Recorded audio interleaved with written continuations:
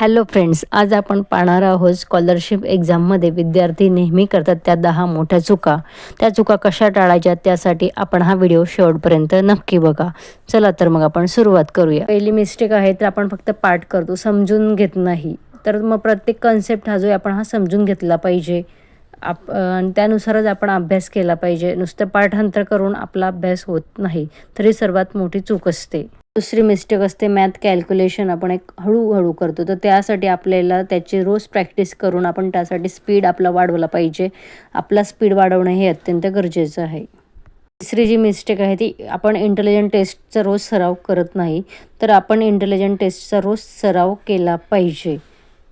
चौथी मिस्टेक आहे time management न करणे. आपण टायमर लावून पेपर सॉल्व केला पाहिजे की जेणेकरून आपल्याला एक्झाममध्ये कुठलीही अडचण निर्माण होणार नाही.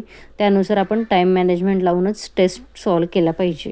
पाचवी मिस्टेक आहे की आपण फक्त 1 ते 2च बुकचा वापर करतो. तर 1 ते 2 बुकचा वापर न करता आपण टेक्स्टबुक, स्कॉलरशिप प्रॅक्टिस सेट आणि मागील वर्षाच्या प्रश्नपत्रिका देखील सॉल्व कराव्या. त्यातूनही आपण अभ्यास करावा. सहावी मिस्टेक आहे टेस्ट सिरीज न सोडवणे. तर आपण प्रत्येक आठवड्याला एक टेस्ट सिरीज आपण सॉल्व केली पाहिजे की जेणेकरून आपल्याला आपला अभ्यास आपण कुठपर्यंत झालेला आहे आपल्याला हे समजेल.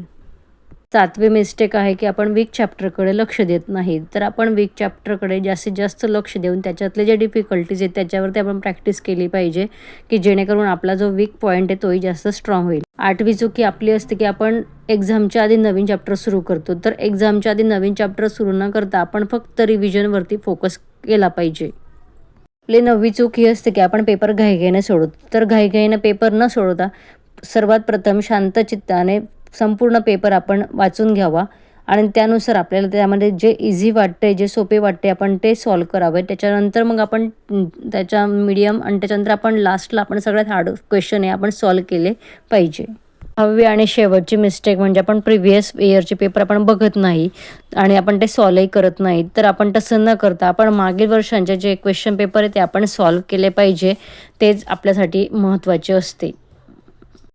तर मित्रांनो, जर तुम्हाला हा व्हिडिओ आवडलेला असेल तर लाईक करा आणि शेअर करा आणि असेच युजफुल व्हिडिओ पाहण्यासाठी चॅनलला सबस्क्राईब करा. थँक्यू.